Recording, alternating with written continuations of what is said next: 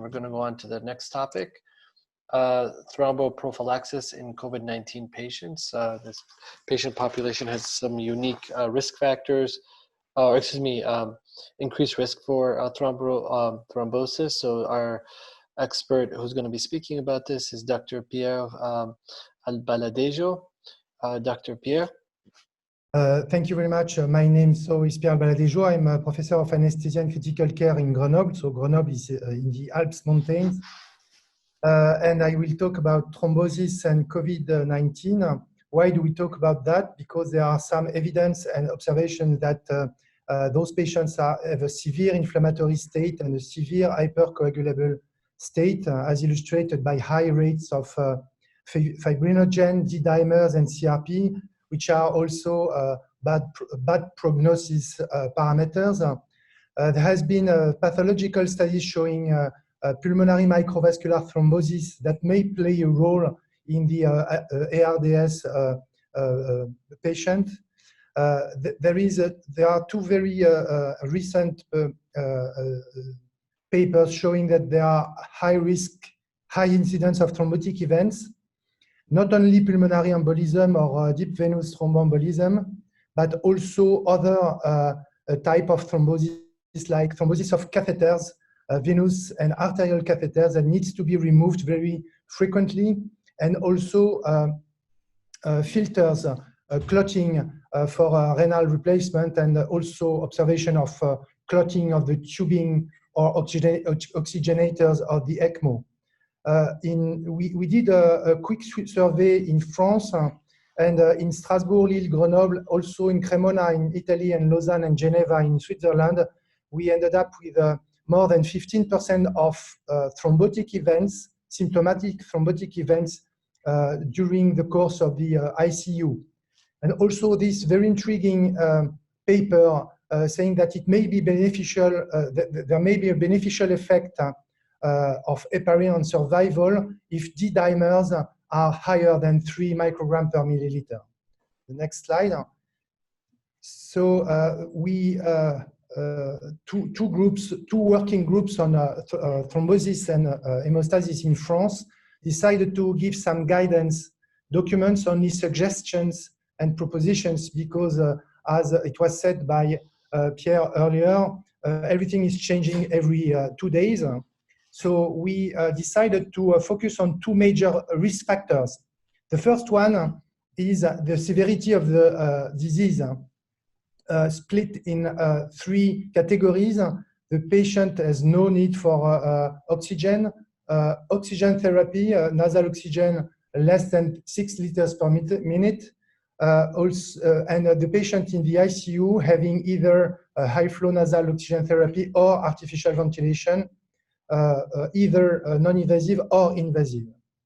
The second very important risk factor is the BMI, because it is identified as a risk factor for venous thrombosis, and also the BMI has been associated with the prognosis of COVID-19. And also because the dosage of anticoagulant needs to be adjusted to the BMI or the weight. And this is why we ended up with 3 categories in 3 colors: the yellow, the blue, and the pink. In the yellow boxes, those patients have a relatively low risk for thrombosis because they are not in the ICU, they have no criteria to be in the ICU, and they have no risk factors. And in this patient, we recommend, it's recommended by other guidelines to use low molecular weight heparin or fondaparinux with the standard prophylactic doses. In Europe, it's, for example, for enoxaparin, it's 4,000 units per day. I know that in the North America, it's 3,000 twice a day. If the patient has a BMI higher than 30, with or without other risk factors for thromboembolism, such as cancer or a history of thrombosis, we suggest to use high dose of prophylactic anticoagulant. Those doses are a little bit higher than guidelines on bariatric surgery, for example. So it's in between usual standard prophylactic doses and therapeutic doses of anticoagulant. And there are all those situations where we recommend or suggest the use of full dose anticoagulants. So recommended if there is a symptomatic thrombosis, obviously, with ECMO, but also in situations, if, for example, you need to change the catheter because of clotting, venous or arterial, or if you observe abnormal and frequent clotting of the filters for renal replacement, for example. We added two unusual parameters in this table, which are severe inflammatory syndrome or hypercoagulability based on the fibrinogen level. We give an example of fibrinogen higher than 8 grams per liter or D-dimers higher than 3 micrograms per milliliter, where we suggest to use, even without obvious symptomatic thrombosis, curative therapeutic doses of either low molecular weight heparin or unfractionated heparin. And also the monitoring seems to us important because we want to avoid overdose, particularly in the blue part, because we use high doses of prophylactic anticoagulants, and also to have targets to be reached by monitoring this, the anti-10A activity.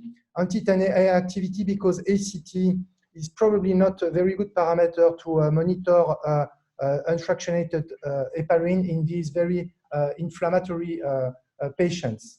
So that's it, and this is a guidance document that is on different sites of the different working groups and societies. Thank you for your attention. Thank you so much, Pierre.